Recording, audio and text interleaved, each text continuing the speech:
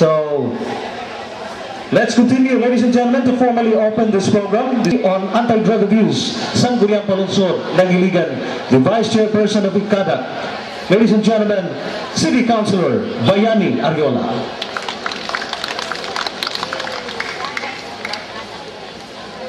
Thank you, Vin. To our distinguished guests, Police Superintendent Oliver Inmodias, the PDEA Director of Region 10, which will be properly introduced later. Sir, to my co-laborer of Iligan City, my colleague, Councilor Dr. Chonilo Ruiz, atong papakan, Director of the DSWD, not DSWD rather, but our DILG, Director Engineer Jane Ducalios, ma'am, ubang mga kaubanan nga liya karon dinhi, Colonel Rebua representing Police Superintendent Virgilio Ranes, Colonel Mag-abo of Crime Laboratory, SPO2 Engineer Edgar Inglaterra, the department heads in attendance, my colleagues in the city government, mayong Iligan kanatong tanan. Karong adlaw atong gisaulog o karong bulana atong gisaulog ang Dangerous Drugs Awareness and Prevention Month, of which every November of every year ato kining ginahimo nga celebration. This is in line with the program of the National Office as well as in our local government office regarding the prevention of the proliferation of the illegal drugs, particularly in the city of Iligan. We are very much grateful that through the years, the Iligan City Anti-Drug Abuse Council and all members have been trying their best to help prevent and control these menace of our city. Nasayod kita kining mga problema, dili kini basta-basta masumpo o dili kini basta-basta maundang. Hilabi na that this has been a problem as what has been told since time immemorial. Abi ninyo, gikan pa yun ni kining mga problema sa panahon pa ni Adan o ni Iba. Sa dihang giignan sila sa Ginoo nga dili sila mukaon sa bunga, sa kahoy, sa kahibalo, may tungod sa maayong dautan. O na tong panahon na giprohibit na sila sa Ginoo nga dili sila mo take ni atong mao nga pagkaon kay makadaot kanila. Pero sahon ng tao, wa man gyud mapugong ang tao, wa man gyud magpapugong, ibuhat man gyud sa dili maayo. And for that reason, hangtod karon nagpabilin kining mao nga problema sa atong katilingban.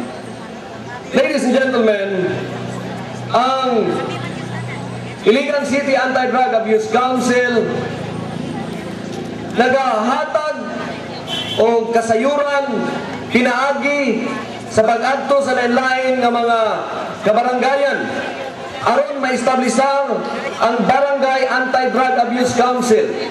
Aduna nay daghan nga mga kabaranggayan karon nga nisanong niining maong panawagan.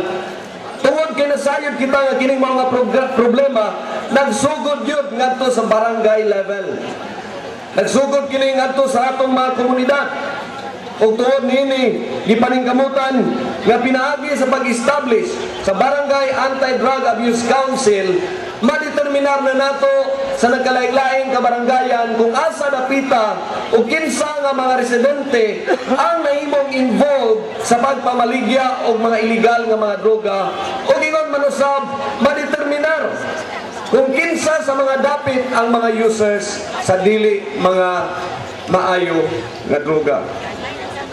Usab-usab sa programa sa Iligan City Anti-Drug Abuse Council, mao ang katukuran atong umaabot nga rehabilitation center, drug rehabilitation center, nga ipaluna ngadto sa Barangay Abono, sa Sitio Fatima, ning atong Dakbayan.